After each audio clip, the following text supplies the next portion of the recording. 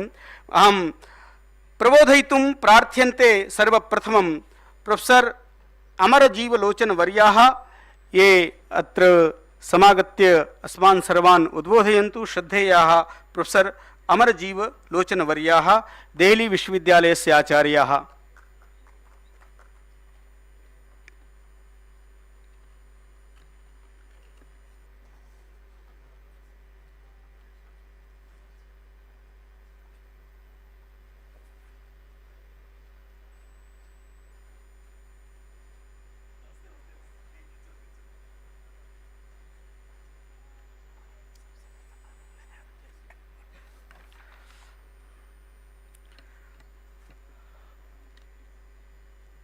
नमस्कार। इतिहास विद्या को जानने के क्रम में संस्कृत से विशिष्ट रुचि से रखते हुए विश्वविद्यालय में प्राच्य इतिहास को समझने का प्रयास करता हूँ और इसी आशा से था कि हम अंत में विद्वानों का सुन के बोल पाएंगे कुछ।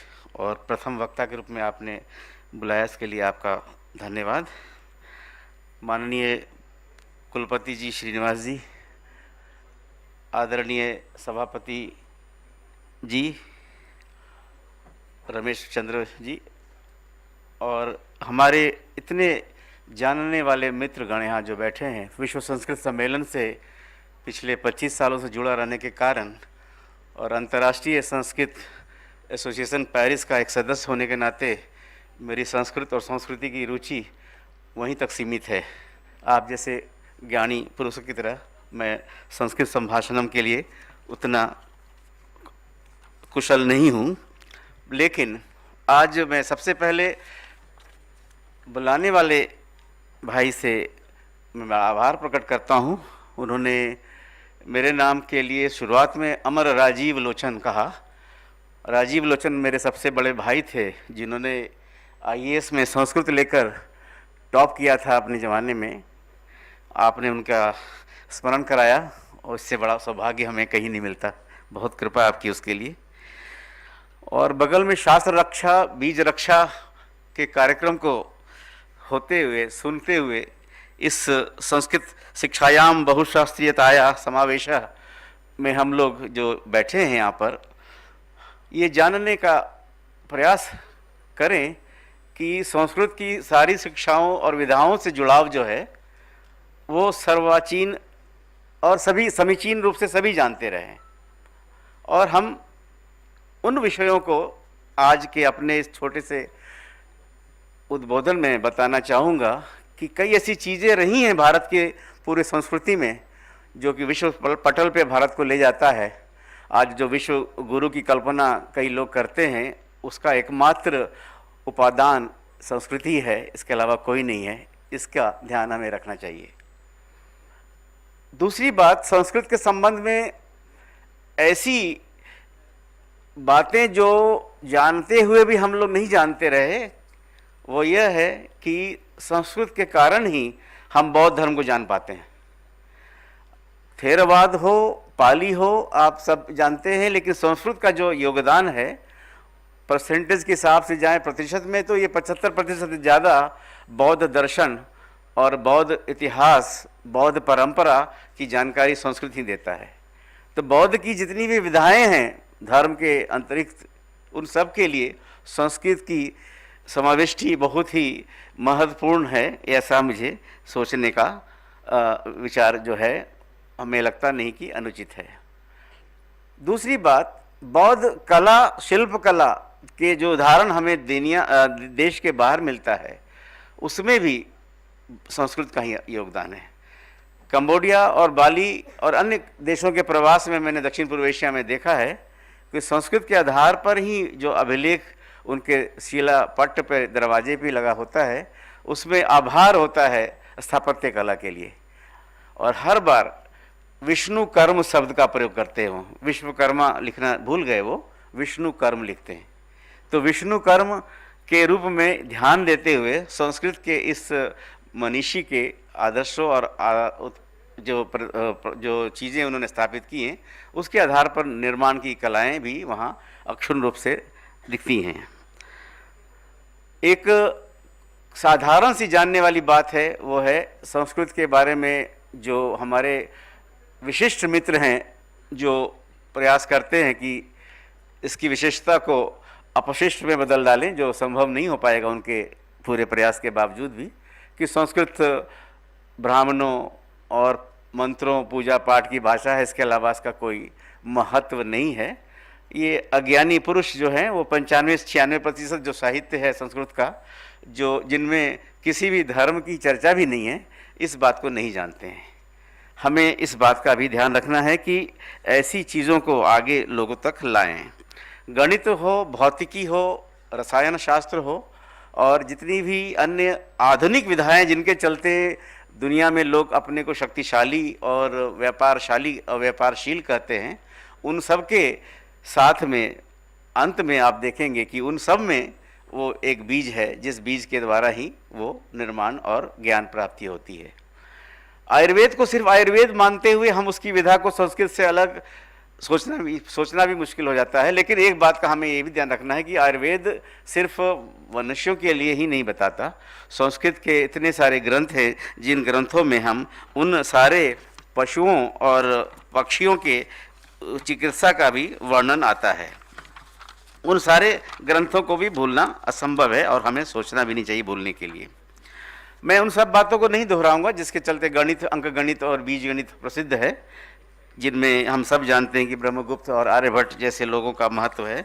हमें इस बात का ध्यान रखना है कि इसकी सतता संस्कृत भाषा में हमेशा रही है। उन्होंने ये लिखा, वराहमिहिर ने ये किया, वो तो सबको पता है, लेकिन उसकी सतता जो 14वीं-15वीं शताब्दी तक भारत में बची रही है, इसके लिए विशेष रूप से भारत के उत्तर के अलावा दक्षिण हिस्सों को जानना और उनका धन्यवाद ज्ञापन करना आवश्यक होता है, क्योंकि परंपरा बनी रही। उसी प्रकार से मिथिला में भी 14वीं शताब्दी में कई ऐसे ग्रंथ लिखे गए जो संस्कृत के ही उस क्रम को दिखलाते हैं जिस क्रम से भारत में हम उन चीज़ों को जान पाते हैं जिनको हम आज समझना मुश्किल होता है।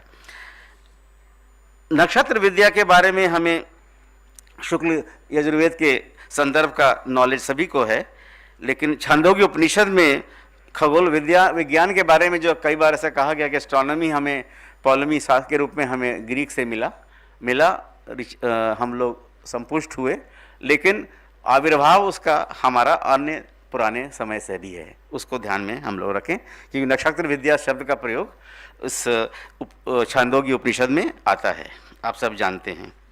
रासायनिक प्रक्रिया के बारे में एक विशेष बात जो मैं आज आपके समक्ष रखने की का प्रयास कर रहा हूँ, वो है कि रत्नाकर के जो लेखक आचार्य नागार्जुन हैं, जिनका समय 7वीं-8वीं सदी माना जा रहा है, और रसायन के संबंध में उनके ग्रंथ का एक सिलसिला चलता रहा और उसमें कई उत्कृष्टताएं आईं। उस उत्कृष्टताओं का एक परिमाण हमें गोपाल कृष्ण के द्वारा 14वीं शताब्दी ईस्वी में रसेंद्र सार संग्रह नामक ग्रंथ से मिलता है। तो ये 7वीं-8वीं से लगातार 14वीं शताब्दी तक 700 वर्षों तक इस प्रक्रिया में विज्ञान विकसित होता रहा। ये अद्भुत है जो हम कहीं और नहीं देख पाते। बाकी दर्शन और इतिहास, इन सब का संबंध संस्कृत से है। आज संस्कृत के ग्रंथों के वर्णन के द्वारा ही अपने भारतीय सभ्यता और अन्य विदेशी सभ्यताओं को जान पाते हैं, जिनके बिना हम इतिहास को लिख नहीं पाते। वो अलग है कि उनका प्रयास रहा कि इतिहास और संस्कृत एक दूसरे से मिल ना पाएँ और संस्कृत के वैदिक सभ्यता को 1000-1200-1500 ईस्वी पूर्व में बांध कर रख लिया जाए और आगे ना बढ़ने दिया जाए। लेकिन युग आया है इस उत्कर्ष काल में, जिस उत्कर्ष काल के लिए मैं आदरणीय श्रीनिवास जी को बहुत धन्यवाद और बधाई देना चाहूँगा। उन्होंने उस उत्कृष्ट कार्य के लिए आज हमें इस जगह पे जमा किया है। चौथी बात हमें एक और करनी है, ऐसे युद्ध में हमें संस्कृत मदद कर रहा है जिस युद्ध को हम सब जानते हुए भी दूसरे रूप में देखते हैं। वो युद्ध कैसा है? आपको याद होगा 20-25 वर्ष पहले हरद्रिका के लिए जो युद्ध हुआ, पेटेंट वार, उस पेटेंट के संघर्ष में संस्कृत के ग्रंथ ने ही हमें जीत दिलवाई। तो ये युद्ध में जिसके पेटेंट होने से हमारे भारत की एक विशिष्ट जो प्रणाली और जानकारी है वो हमसे छिन जाती और हमें हल्दी के लिए भी दूसरे के पेटेंट के द्वारा ही होना पड़ता। यदि हम संस्कृत के पुराने ग्रंथ ना मिले होते तो हम जीत नहीं पाते। 2002-3 में जो हेग में मुकदमा चला था जिस पर बासमती नामक चावल के बारे में, उसमें भी संस्कृत के ग्रंथ और थाईलैंड में 13वीं शताब्दी के मिले ग्रंथों को मिलाकर, क्योंकि टेक्सास यूएसए में उन्होंने बासमती के युद्ध को हारने के जस्ट पहले नाम बदल के जसमती कर दिया था, क्योंकि एक जस्मिन राइस थाईलैंड में होता है और बासमती का मती को लेकर के उन्होंने युद्ध किया। उस समय मेरा थोड़ा सा सहयोग रहा वहाँ के सरकार में थाईलैंड में, और मैंने बासमती के लिए दोनों जगह के पेटेंट की जितनी पुस्तकें वहाँ 13वीं-14वीं शताब्दी की मिली और भारत की जो आप लोगों ने दिया, इनको मिला के ये केस लड़ा गया और मुझे बहुत हर्ष है कि उस युद्ध में हम विजयी हो पाए। ऐसे विजय के कारण हम सब संस्कृत को ही कर सकते हैं, इसके बिना मुश्किल था। अभी कई युद्ध चल रहे हैं पेटेंट के वार पे। आपको मालूम है नीम की 12 औषधियों पर अभी भी युद्ध हम जीत नहीं पाए। कई जगहों पर हम इस प्रकरण को मजबूत करें और राष्ट्रीय संस्कृत विश्वविद्यालय से अनुरोध रहेगा कि इस दिशा में भी हम लोग देखें, तब हम इस उत्कर्ष को निष्कर्ष तक ले जा पाएंगे। दूसरी बात इसी संदर्भ में वो ये है कि संस्कृत का भारत के बाहर जो महती आंदोलन के रूप में हम देखते हैं, उसके बारे में हम चिंतन करें। आज कई देशों में संस्कृत फैल रहा है जो एशिया के अंतर्गत है। हम लोग पश्चिमी देशों में संस्कृत के विकास के बारे में सुनकर खूब तालियां बजाते हैं और सरकारी वेबसाइट पे देखेंगे, संस्कृत के जो वेबसाइट है उसमें बड़े गर्व से लिखा होता है कि विदेशों में उनका अर्थ सिर्फ पश्चिमी देश होते हैं, वहाँ पर संस्कृत कितनी हो रही है, उतना आदर कर रहे हैं, उतनी उपयोगिता दिखला रहे हैं। लेकिन उन सब उपयोगिता के पीछे आप सबको मालूम है कि शेल्डन पॉलक कहाँ है, उन्हीं के बीच में आपको डायना कहाँ बैठी हुई है, वो क्या कर रही है आपको मालूम है। तो इन सबको हमें समझना है। उनके द्वारा जो शुरुआती दौर में अनुवाद और उद्बोधन वाला काम हुआ उसके लिए हम उनके आभारी तो हैं, लेकिन बाद के समय में जो युद्ध हो रहा है उस युद्ध को विदेशों में हम काफ़ी एक झंडे की तरह उठा सकें और दक्षिण पूर्व एशिया, इन जगहों पर हम संस्कृत के खोए हुए अभिलेख जिनका अनुवाद सिर्फ फ्रेंच लोगों ने किया है, हम भारतीयों ने नहीं किया, इस पर भी हम विशेष ध्यान दें।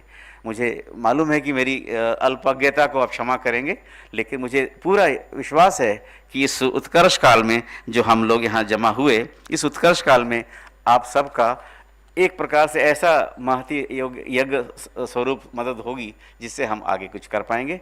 और चलते चलते मैं अंत में बता दूं कि अगला जो विश्व सम्मेलन संस्कृत का जो कैनबरा में हो रहा है उसकी तैयारी विचित्र रूप से हो रही है, उससे हमें बचना पड़ेगा। उसके बाद अगला काठमांडू में हो रहा है। इन दोनों समितियों में एक सदस्य के रूप में मैं काम करता हूँ। कभी किसी को